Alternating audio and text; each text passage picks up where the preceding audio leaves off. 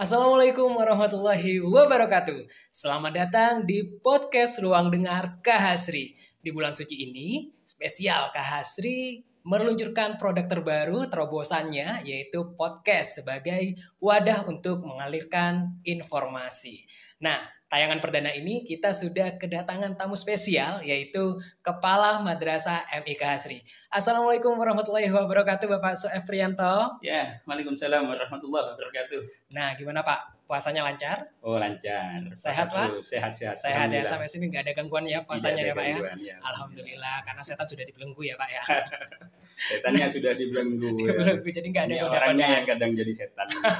Godaan-godaan orang-orang ya Pak ya. Nah, di sini Pak, sebagai kepala madrasah di Kak Hasri sudah berapa tahun Pak? Di Kasri saya masih 2 tahun setengah. 2 tahun setengah itu hanya di Kak Hasri ya Pak ya. Ya. Tapi perjalanan sebelum di Kak Hasri ini Pak, Sebelum di Kasri memang lebih lama, lebih banyak di dunia pendidikan, jadi guru lah. Tapi pernah nyimpang juga, pernah keluar dari dunia guru. Saya pernah jadi ketua Bawaslu pada pemilu waktu itu. jadi dari dunia pendidikan mental Ya. ke dunia politik ya istilahnya ya intinya Pak ya. mental pingin lihat dunia lain. Dunia lain. Nggak uka-uka tapi kan Pak ya. Ya, bukan. Akhirnya kembali lagi ke Tapi dunia guru. tetap hatinya kembali ke guru ya Iya, Pak ya. betul. Hanya 1 tahun terus balik lagi. Ke guru, ke dunia pendidikan. Balik baru 1 tahun ini sudah diminta oleh LP Marik NU untuk menjadi kepala sekolah di MI Kasri, kepala madrasah. Kepala madrasah, Iya. Alhamdulillah ya Pak ya, suatu kepercayaan ya Pak ya. Suatu kepercayaan itu.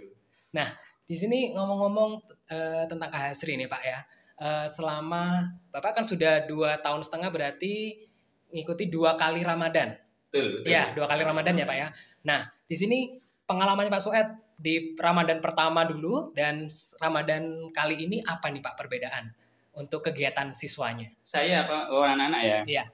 Ada yang beda memang. Untuk tahun kemarin kan kita masih pandemi ya. Jadi di pandemi kita untuk kegiatan siswa memang ya mereka terkekang ya, kita kegiatan Ramadannya masih dari rumah. Jadi nggak luas gitu ya Pak ya. Nggak Jadi luas, betul.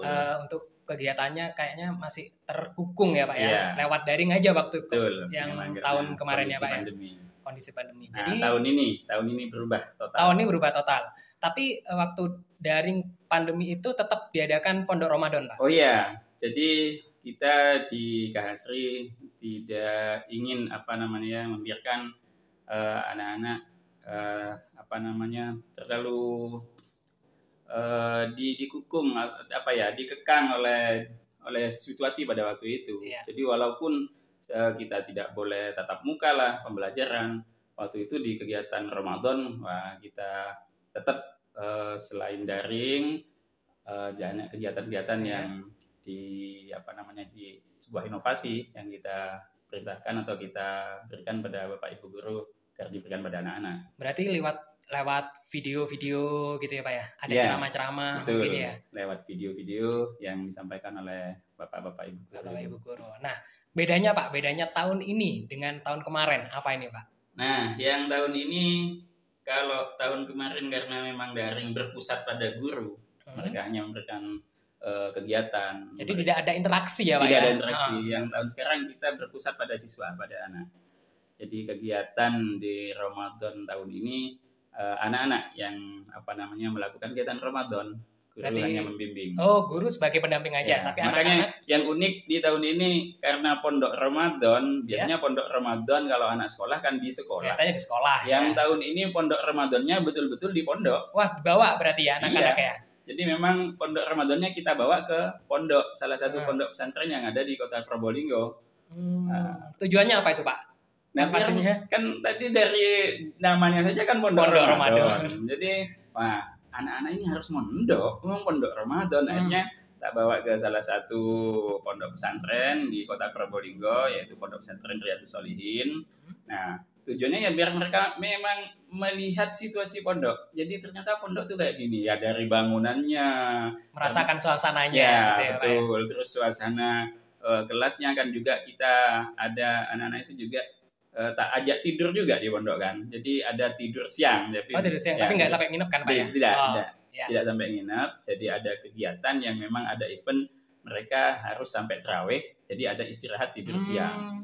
Jadi biar merasakan, oh tidurnya anak pondok ternyata begini. Nah, biar tahu. Tarawehnya, maksudnya kegiatan-kegiatannya, suasananya di rumah, di pondok, di biar tahu gitu ya Pak ya. Kayak apa lah. Saya yang sempat ketawa ketika pengurus bilang ke saya, Pak, anak-anaknya tadi mandi di jeding pondok, karena jeding pondok itu besar, beda. Saya juga kaget. Pondok di jeding di pondok itu ternyata panjang. Sampai 10 meter apa gitu loh. Lebar sampai 1,5 kalau tidak salah, 1,5 apa 2 meter itu. Kan kayak kolam. Lah anak-anak malah berenang di situ. Jadi anak-anak renang. Iya, ya saya mohon maaf kepada pengurusnya itu. Ya enggak apa-apa katanya. Memang ya berarti pengalaman sungguh-sungguh pengalaman baru ya Pak. Pengalaman mondok betulan. Jadi lihat istilah di pondok jeding gitu ya Pak ya. Jedingnya itu lebar kayak kolam. Kayak kolam. Akhirnya anak-anak ya udah kayak kolam aja. Iya. Malah mandi berenang di situ. Ustadznya cerita ke saya. Ya lucu aja melihat. Tapi itu kan pengalaman yang berharga. Iya, gitu. Berkesan ya Pak. Jadi anak-anak juga punya ingatan dan pihak pondok pun oh ya dulu kayaknya anak ini sudah di sini. Jadi mungkin juga ini tujuannya untuk bahwa anak yang pengen mondok nantinya jadi nggak kaget gitu ya di suasananya ya Pak ya. Itu juga tujuan lain yang ingin saya sentuhkan pada anak-anak. Jadi mereka yang nanti setelah lulus dari MBK Asri itu memang ada yang mondok kan. Mereka tidak kaget, sudah tahu situasi pondok walaupun hanya sebentar. Terus yang kedua, bagi anak yang tidak mondok, memang tidak mau mondok dari MBK Asri, dia sekolah. Nah, mereka sudah tahu pondok gitu loh. Iya, mungkin ada yang nanti tertarik untuk mondok gitu ya. Tertarik walaupun tidak, mereka sudah tahu pondok. Jadi ketika ngomong-ngomong pondok, wah, saya sudah pernah mondok 3 hari. Oh 3 hari waktu itu ya? 3 hari untuk pondok Ramadannya kita laksanakan 3 hari, selebihnya kita laksanakan di lingkungan sekolah.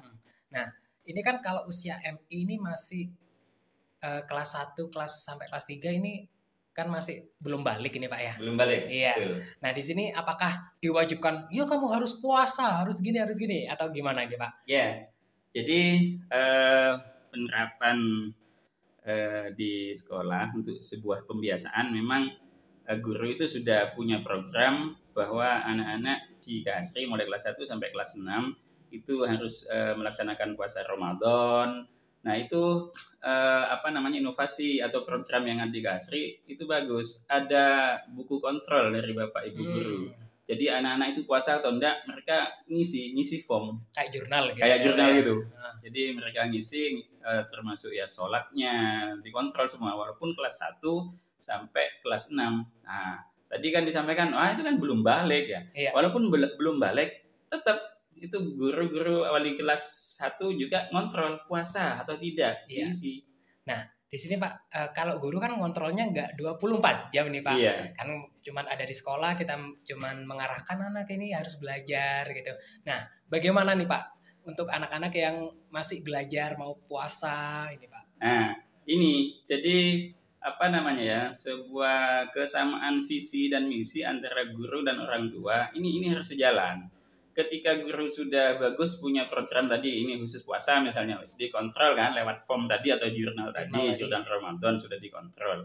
Tapi orang tua, nah ini kita minta kerjasamanya. Kadang kan orang tua mungkin mikir masih kelas 1, masih kelas 2, kelas 3, mungkin kelas 4 belum balik. Biar sudah tidak puasa. Nah, kadang kan mereka mikirnya ke sana. Ngentengkan gitu ya. Ngentengkan belum balik, belum wajib. Nah, padahal pendidikan ini terlepas dari wajib nanti urusannya dosa atau tidak dosa. Ini kan urusannya pendidikan, pembelajaran. Pembelajaran ini Rasulullah kan sudah ngajarkan ya. Ajari anak-anakmu itu untuk sholat saat umur 7 tahun. Dan jika umur 10 tahun masih belum saja sholat, maka pukullah anakmu itu. Boleh, ini kan pendidikan. Boleh dipukul gitu ya. Iya, tapi dalam hal pukul pembelajaran ya, mendidik. Nah, cuman kan di sini dari hadis ini kan ada yang bisa kita pahami pendidikan. Padahal kan mereka belum balik. Kok umur 7 tahun sudah disuruh gitu.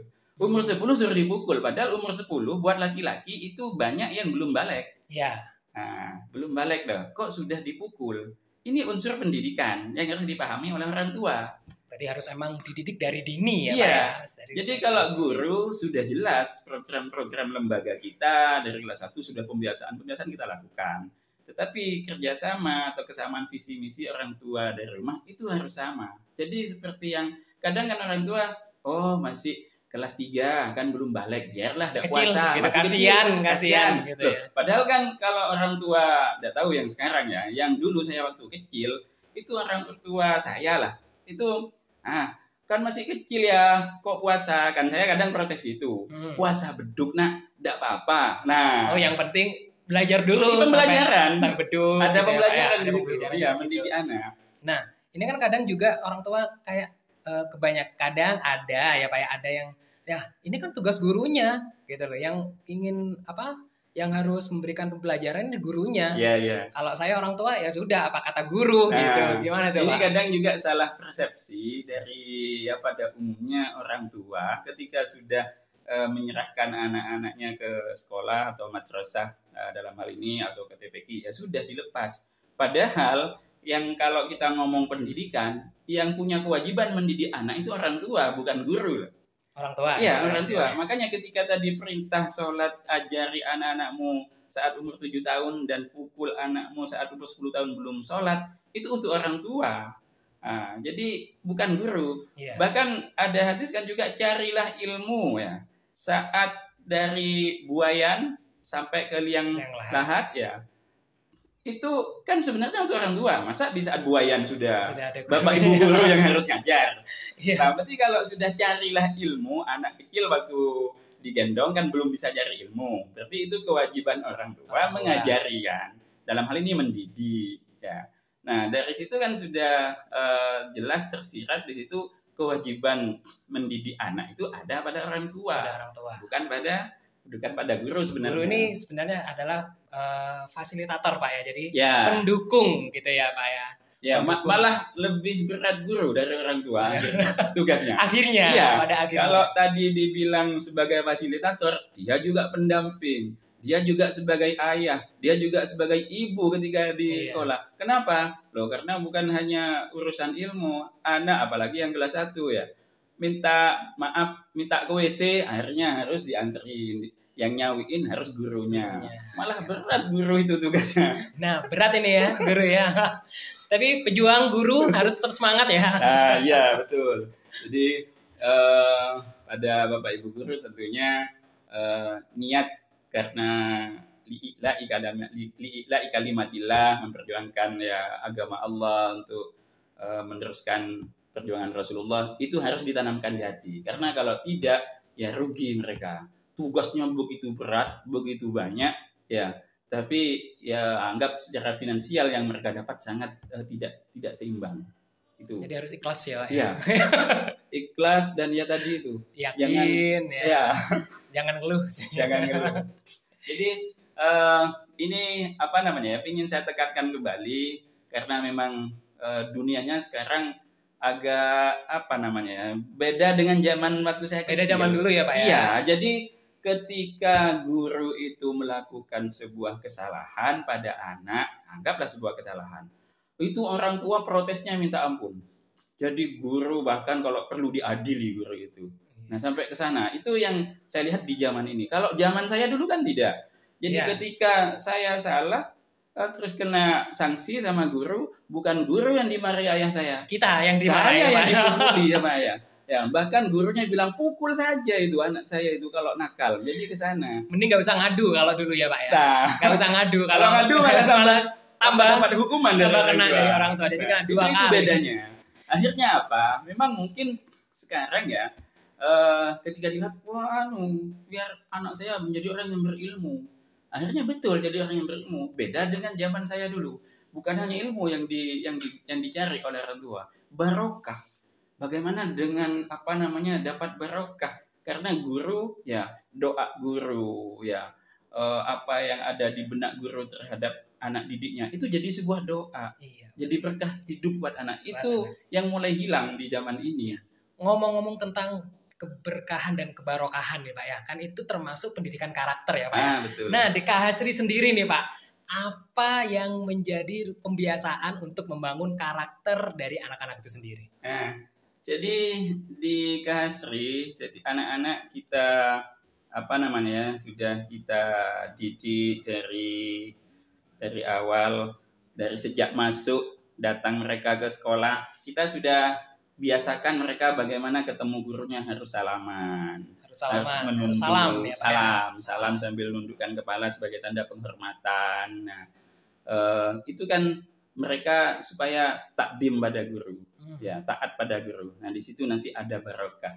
Jadi kalau saya melihat bagaimana Sayyidina Ali, jadi kisah Sayyidina Ali ketika beliau bersama sahabat-sahabat yang lain datang ke sebuah pasar, kemudian di pasar itu beliau ketemu dengan ada pengemis di situ yang bajunya compang-camping. Sayyidina Ali yang berada di atas kuda sama sahabat-sahabat yang lain, dia turun dari kuda itu seakan-akan menghormati si pengemis tadi. Ini kan sahabat yang lain heran. Penasaran ya. Kenapa kok? Ini kan pejabat, ini mantu Rasulullah ya. Ini ya saudara, masih ada hubungan darah dengan Rasulullah kan gitu. Sepupu Rasulullah. Kok begitu menghormatnya, wong hanya seorang pengemis, bajunya compang-camping kan gitu. Nah, ketika itu ditanyakan oleh sahabat yang lain, apa kata Sayyidina Ali? Orang itu pernah ngajarin saya. Ngajarin hanya satu kalimat. Anggaplah waktu itu ada tulisan yang bahasa desa itu, bahasa daerah, Sayyidina Ali tidak ngerti, orang ini yang ngasih tahu. Nah, anggaplah kalau kita datang ke rumah, mungkin ada keset kan, ada tulisan welcome lah. Kita kan tidak tahu. Kita paling nyangkanya welcome, keset. Nah, akhirnya salah kan sebenarnya. Nah, kita ada yang ngasih tahu. Itu artinya ya selamat datang. Nah, hanya ilmu itu yang didapat oleh Sayyidina Ali. Apa kata Sayyidina Ali? Siapa saja yang ngajarin saya satu kalimat satu kalimat kepada saya ilmu, dia anggap sebagai guru saya. Dia saya muliakan sebagai guru saya. Bayangkan, di sini kalau tadi ditanya satu itu hanya keberkahan, satu kata kalau mau ngomong keberkahan, hanya satu kalimat saja ya sudah begitu Sayyidina Ali memuliakan untuk dapat tadi itu berkah dari seorang guru. Nah, apalagi bertahun-tahun ya anak-anak dididik di MI Kahasri. Nah, begitu mulianya seorang guru ya Pak ya. Iya. Nah, di sini juga kegiatan Ramadannya itu sendiri apa hanya di pondok pesantren atau gimana Pak? Atau setelahnya kan di pondok 3 hari nih. Iya. Ya. Nah, untuk kegiatan selanjutnya? Jadi kalau kita ngomong rangkaian ya banyak sekali. Jadi di samping untuk mendidik anak-anak kan tadi itu ingin menanamkan karakter. Iya, pendidikan karakter. Yang pertama tadi kita bawa ke pondok pesantren untuk kegiatan pondok pesantren, untuk kegiatan Ramadannya. Kemudian kita bawa kembali ke lingkungan sekolah di madrasah, ada kegiatan pengumpulan zakat. Juga penyaluran ya, zakat, infak dan sedekah itu. Nah, itu kita libatkan anak-anak. Biar paham ya, biar ngerti. Gitu jadi mungkin tetap gurunya yang banyak kerjakan, tapi mereka kita libatkan biar mereka tahu dan melihat, menyaksikan gitu. Oh begini pengumpulan zakat, penyaluran zakat. Juga ada kegiatan nuzulul Quran. Nuzulul Quran kita libatkan anak-anak ya. Jadi kita ngundang penceramah, waktu itu kita ngundang pengawas madrasah sebagai penceramahnya. Cuman kan yang kita ingin tanamkan pada anak-anak adalah ada kegiatan nuzulul Quran di sekolah. Ya, jadi menanamkan, jadi ada kegiatannya saja, bukan ceramahnya, bukan masuk ke sana dulu. Mereka sudah ada kegiatan, itu sudah untuk menanamkan karakter biar cinta Al-Quran. Cinta Al-Quran. Ya. Dan karena ini pengajaran yang baik itu tidak hanya ucapan ya Pak ya, tapi betul. Pengajaran yang baik itu adalah kita mencontohkan, menjadi suri tauladan gitu ya Pak ya. Nah di sini Pak kegiatan Ramadan ini tadi untuk siswanya ya Pak ya, banyak sekali rangkaiannya mulai dari pondok, zakat fitrah, nuzulul Quran. Nah ini untuk gurunya sendiri Pak, apakah ada kegiatan khusus untuk guru-guru di bulan Ramadan ini? Sebelum ke gurunya, ada yang unik sebenarnya di kegiatan Ramadan siswa ini. Ternyata Bapak Ibu guru itu mereka punya program selama Ramadan memantau kegiatan anak-anak di rumah. Jadi full. Iya, jadi full seakan-akan 24 jam mungkin. Bangun tidur salat duhanya dipantau ya, salat duha atau enggak ya. Bacaan Al-Qur'annya juga dipantau ya. Nah, saya yang unik kan saya lihat juga dari Facebook itu yang ditayangkan dan di-share oleh sebagian siswa. Itu ada anak yang sampai membantu orang tuanya masak untuk persiapan buka puasa. Ini kayaknya ada guru yang memberi tugas ya, bantu orang tua. Ada juga yang sedekah di rumah. Jadi di rumah itu diajari untuk sedekah mungkin pada tetangga atau orang lain, ya itu disuruh foto mungkin, disuruh video. Nah, saya lihat bagus ini. Jadi seakan-akan anak-anak itu 24 jam sudah dipantau oleh bapak ibu gurunya. Sudah terpantau, kemudian jadwalnya kayaknya sudah terperinci gitu ya. Jam segini saya harus gini. Nah, sekarang gitu tinggal peran orang tua gitu. Meet enggak dengan guru di sekolah. Kembali harus ada konektivitas Pak ya. Ya, betul. Jadi antara guru dan orang tua. Nah, yang terkait dengan kegiatan guru karena untuk peningkatan kegiatan spiritual di sekolah juga bagaimana Bapak Guru juga selain ada peningkatan juga ada kegiatan spiritual. Selama Ramadan ini kita ada yang namanya istilah kita bernama Safari Ramadan. Jadi Bapak Ibu guru itu setelah anak-anak pulang jam sekolah ada kegiatan, enggak boleh pulang. Enggak boleh pulang. Ya, full. Ya. Jadi kalau anak-anak itu ibarat pulang jam 10, ya guru enggak boleh pulang masih. Nah, setelah itu ada kegiatan Safari Ramadan, di mana kegiatan itu Bapak dan Ibu guru itu menuju ke masjid, ya masjid di Kota Probolinggo, ya kita gantian ke masjid-masjid itu. Di sana kegiatannya kadang kegiatannya kita tadarus Al-Qur'an, ngaji Al-Qur'an gantian ya, kadang semaan Al-Qur'an ya, kadang semacam pengajaran Al-Qur'an. Kita ada salah satu guru yang memang sudah mumpuni di bidang baca Al-Qur'an ya, dia suruh ngajar cara baca Al-Qur'an. Biasanya pengucapan huruf ya, gitu itu menekan-menekan ke sana. Jadi mungkin Bapak Ibu guru sudah bisa ngaji semua. Jadi tapi memang kan namanya ilmu ya. Di atas langit masih ada langit, ada selesainya. Makanya kita setiap tahun ada kegiatan Safari Ramadan itu dalam rangka tadi untuk peningkatan bagi guru-guru. Juga kadang ngaji kitab, kita ngaji kitab ya, untuk ngaji kitab. Nah, itu untuk gurunya. Jadi Ramadan betul-betul di Kahasri. Betul-betul ya bikin capek. Suasana Ramadannya terasa gitu ya, Pak ya. Ya betul. Di akhir juga ya ada kegiatan buka puasa. Buka puasa ini bukan hanya pada guru. Jadi ada kegiatan buka puasa bersama siswa ada. Itu dalam mereka memberikan pembelajaran ke anak-anak juga gitu. Bagaimana buka puasa biar dipantau gurunya. Yang buka puasa antar guru juga ada. Itu kegiatan berarti Ramadan kita. Kasih full kegiatan di bulan Ramadan. Ya kalau balik ke awal tadi, jadi tugas guru ya betul-betul banyak sekali, bukan hanya jadi guru, jadi orang tua, bahkan dia mungkin juga harus jadi polisi, ya karena harus ngawasi anak-anak, dia juga kadang harus jadi dokter ya karena ada anak sakit di rumah. Iya, wah, tugasnya yang begitu banyak. Makanya tadi di kegiatan Safari Ramadan dalam mereka menanamkan spiritual kepada Bapak Ibu guru juga agar ya, dengan tugasnya yang berat itu mereka bisa nerima. Lillahi ta'ala ya.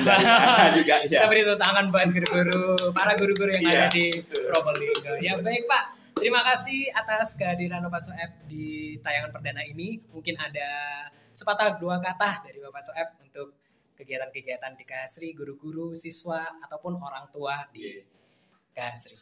Iya, jadi mungkin hanya menekankan yang tadi untuk Bapak dan Ibu wali murid yang ada di rumah agar bisa selalu bersinergi dengan Bapak Ibu guru yang ada di lembaga kami di MI Kahasri sehingga tidak terjadi kalaupun ada hal-hal yang harus dikomunikasikan, monggo kita terbuka, tidak usah malu-malu biar karena tadi itu ketika di rumah memang anak itu sebagai putra putri Bapak Ibu sekalian, tapi ketika di lembaga di MI Kahasri di madrasah mereka adalah sebagai anak-anak kami.